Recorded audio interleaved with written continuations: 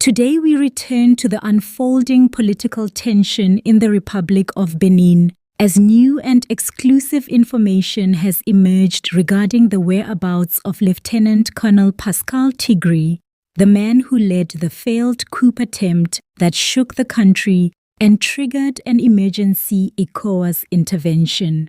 For 3 days, his location remained a mystery, raising numerous questions, fueling speculation, and intensifying the regional search effort. Now, according to confidential sources within the Beninese government, the fugitive officer has crossed the border and is hiding in a neighboring country. This development is said to escalate diplomatic pressure as Benin prepares to activate international arrest mechanisms to bring him back home to face justice. To understand the full gravity of this revelation, we must return briefly to the morning of Sunday, December 7th. It was on this Sunday that Lieutenant Colonel Pascal Tigri appeared unexpectedly on national television in Benin, dressed in full combat gear, wearing a helmet tightly strapped to his head, and carrying a rifle slung across his shoulder. He announced that he and his group of soldiers had overthrown the government of President Patrice Talon. The message shocked the nation and instantly threw the political environment into tension. His appearance lasted only a few minutes, but its impact was seismic.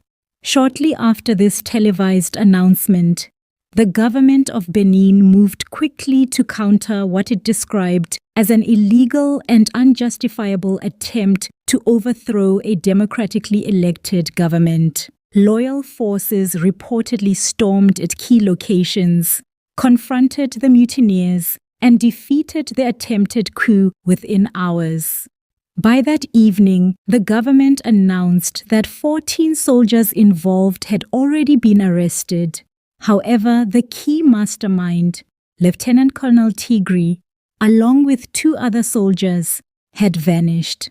For 3 days following the failed coup, Lieutenant Colonel Tigri could not be found. Security forces searched across multiple regions, border points were reinforced, and intelligence agencies from neighboring countries were alerted.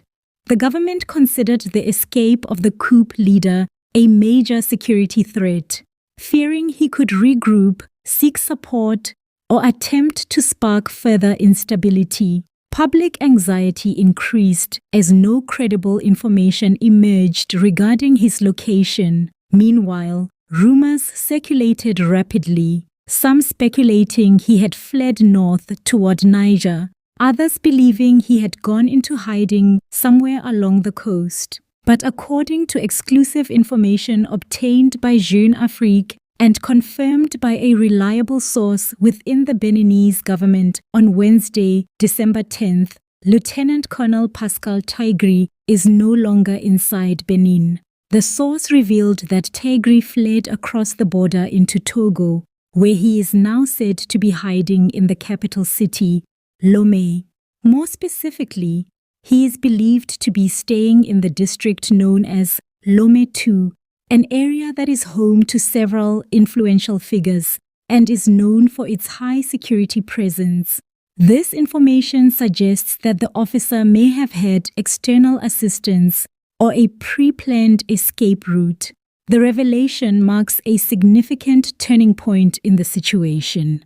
Up until now, Benin had been conducting an internal search, but his departure to a neighboring country elevates the crisis to a regional level. Togo and Benin share a close border and a long history of cooperation. However, this situation now places diplomatic weight on Togo as Benin prepares to request the extradition of the fugitive officer.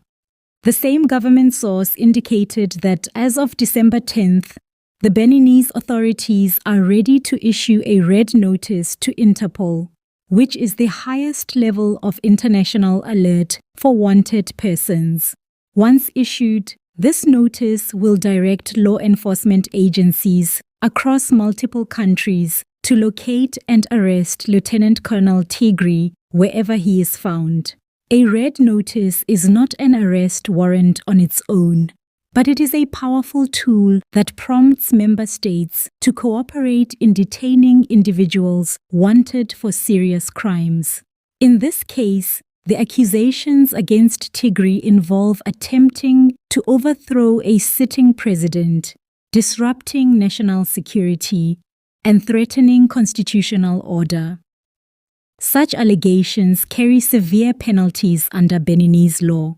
The issuance of a red notice means the pursuit of Tigri is shifting from a national matter to an international operation, involving cross-border intelligence collaboration and diplomatic channels. Meanwhile, the news of Tigri's presence in Togo is expected to generate discussions both within the Togolese government and among regional leaders. West Africa has witnessed several coups in recent years, and the region is under intense pressure to halt the rising trend of unconstitutional power grabs. ECOWAS has struggled to maintain stability in states such as Mali, Burkina Faso, and Niger, all of which have undergone military takeovers.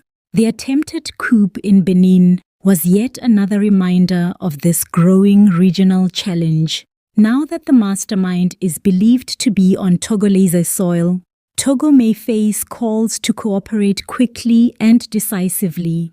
As this information circulates, observers note that the location of Tigri in Lomé raises further questions. How exactly did he escape? Did he receive assistance from sympathizers within Benin or from external networks? How long has he been in Togo? And most importantly, will Togo hand him over once the Interpol Red Notice is active? Security analysts believe that his escape to a neighboring capital city suggests careful planning rather than a spontaneous flight. Lomé, being relatively close to Benin's border, is an accessible escape destination.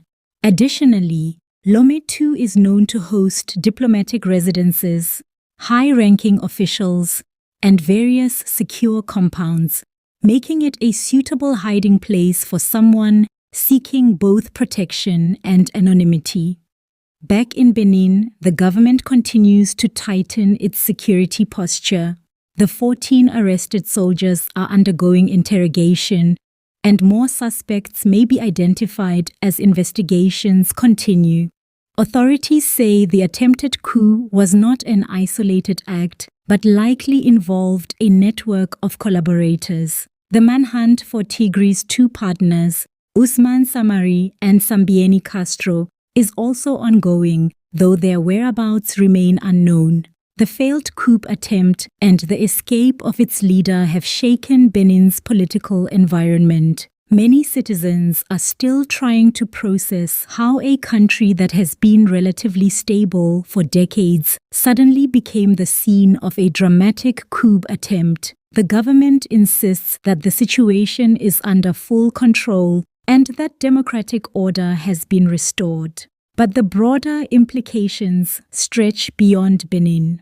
Analysts warn that this incident could encourage or discourage other groups across the region, depending on how swiftly the fugitives are captured and how decisively the situation is resolved. For ECOWAS, which has already deployed troops to Benin following the coup attempt, the matter now demands even closer collaboration with the Togolese authorities.